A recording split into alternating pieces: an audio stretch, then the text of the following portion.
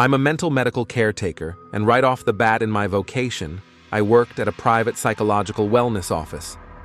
One of our inhabitants was an elective quiet, and that implies that he couldn't talk.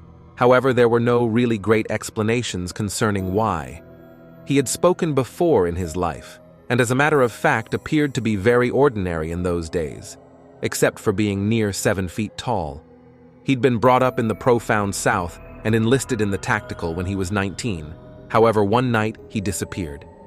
He was proclaimed missing, and at last he was announced absent and dead. After a decade, a 7-foot-tall man strolled into a VA medical clinic trauma center in my piece of the Midwest and told the secretary, "I go by Marion Duchesne," not the genuine name, "and I've been dead for a considerable length of time." Those were the final words he at any point talked. He was covered with residue, and he was wearing a similar garments he'd been accounted for to be wearing the night he disappeared.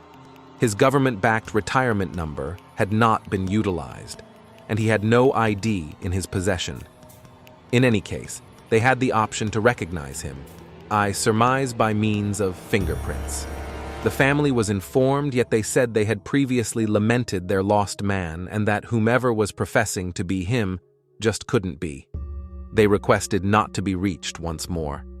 Marion paced the entire day consistently, moving his mouth that seemed to be talking or murmuring, yet no sound emerged. He had a startling propensity for tossing his head back, with his mouth completely open, as though he were giggling generously. Yet, not so much as a breath could be heard. Assuming I conversed with him, he seemed to tune in, occasionally tossing his head back in that giggling, mirroring method of his. Different drugs were attempted, yet they didn't influence him either, decidedly or adversely. Word-related treatment did nothing since Marion would simply smile and accept if told to wait.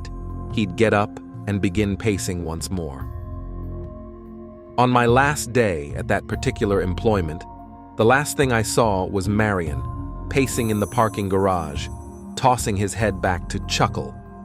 Later, I contemplated whether from the start I'd been managing a phantom. Such an extremely long time later, I actually don't have the foggiest idea.